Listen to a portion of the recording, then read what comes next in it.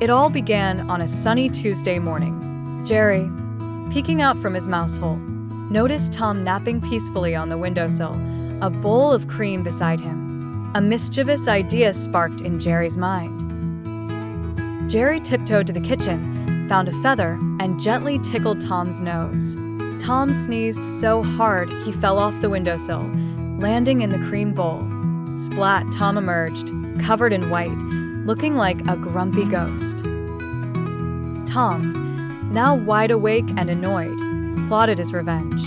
He found Jerry's favorite piece of cheese and replaced it with a rubber duplicate. When Jerry took a bite, his teeth bounced off.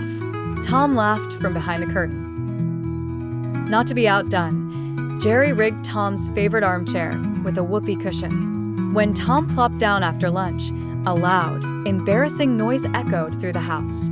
Tom jumped up, face red with embarrassment. Tom escalated the war. He set up a complex Rube Goldberg machine involving dominoes, a rolling ball, and a bucket of water aimed at Jerry's hole.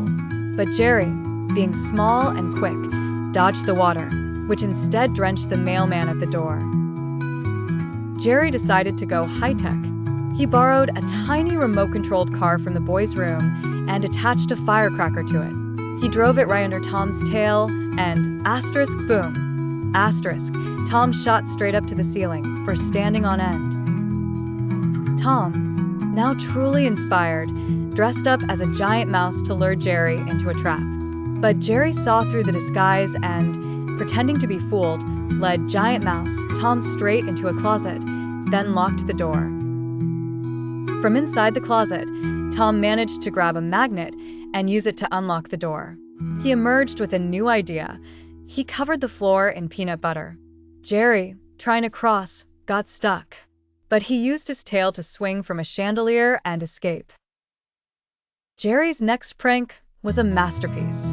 He reprogrammed the TV remote so that every time Tom changed the channel, it played a clip of a dog barking. Tom spent the afternoon hiding behind the sofa, terrified. Tom, determined to win, set up a fake mouse hole connected to a vacuum cleaner. When Jerry entered, the vacuum turned on, sucking him in. But Jerry had tied himself to a doorknob and pulled the plug instead. The pranks grew more elaborate. Jerry built a mini roller coaster that launched water balloons at Tom. Tom constructed a catapult that fired pillows at Jerry's hole. One prank went too far.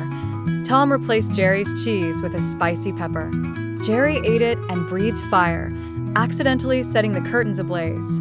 They both stopped and worked together to put out the fire with a water hose. After the fire incident, they called a temporary truce. But the next day, Jerry couldn't resist. He covered Tom's paw in green paint while he slept, so when Tom stretched, he left green prints all over the house. Tom retaliated by tuning the radio to non-stop opera music and locking it in Jerry's hole. Jerry had to listen to dramatic arias all day long. The war reached its peak when Jerry connected Tom's tail to a battery, giving him a static shock every time he touched something. Tom spent the day hopping around, avoiding metal. Tom finally had enough. He decided to end it with the ultimate prank. He pretended to move out, packing a suitcase and waving goodbye. Jerry, thinking he'd won, celebrated with a dance, only to find Tom had filled his hole with confetti.